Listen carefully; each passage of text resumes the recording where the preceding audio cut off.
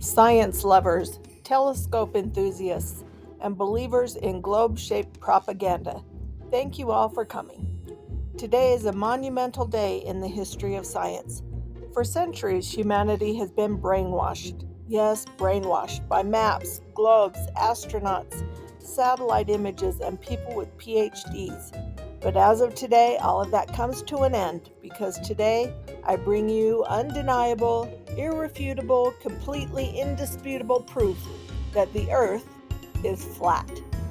And what device shattered this global conspiracy? What brave instrument looked the curvature myth in the eye and said, "Not today, spherical overlords"? It was none other than the mighty, the noble, the suspiciously affordable Seestar S50.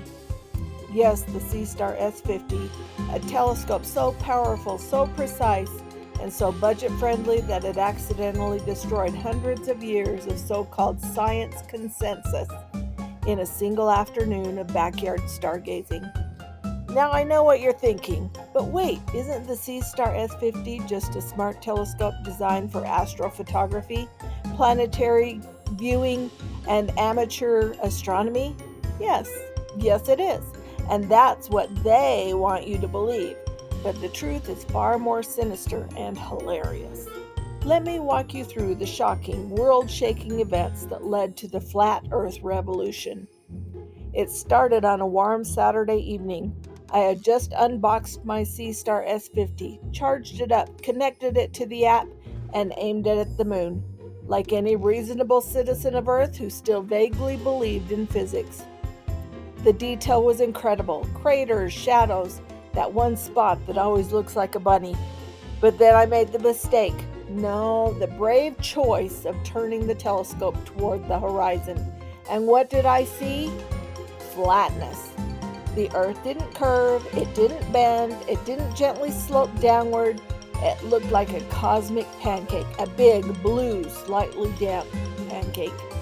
I thought surely this is a calibration issue, so I recalibrated twice. And then I did what every great scientist does when faced with a paradigm-shattering discovery. I posted about it in an online forum full of strangers who definitely aren't scientists. And the response?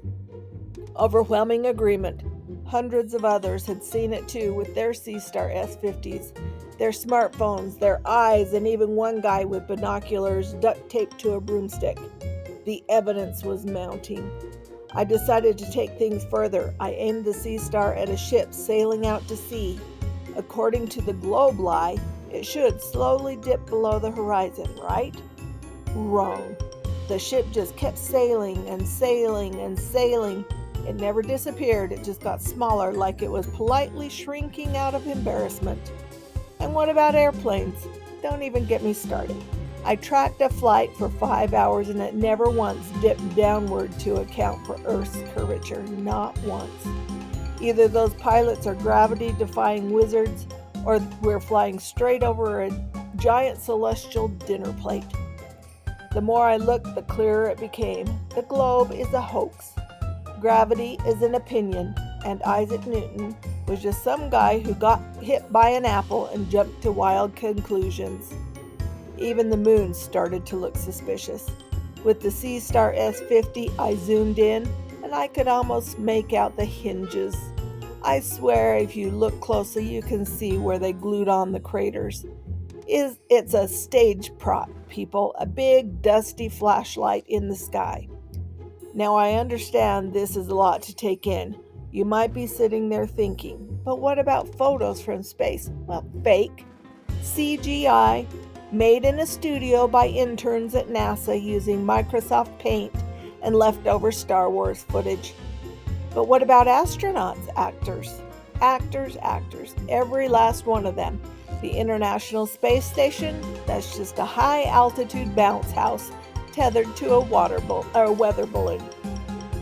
And before you ask, yes, I tested this by trying to contact the ISS with my Seestar S50. All I got back was static and what I think was a Domino's pizza order.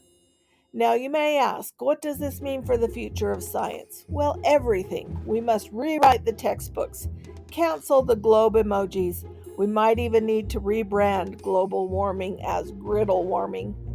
The educational system will need a complete overhaul. Geography classes will now include Edge Safety 101, and astronomy will begin every semester with a guided tour of the Seestar S50 app, and a reminder that everything you've ever known is wrong, hilarious, and sponsored by April Fool's Day.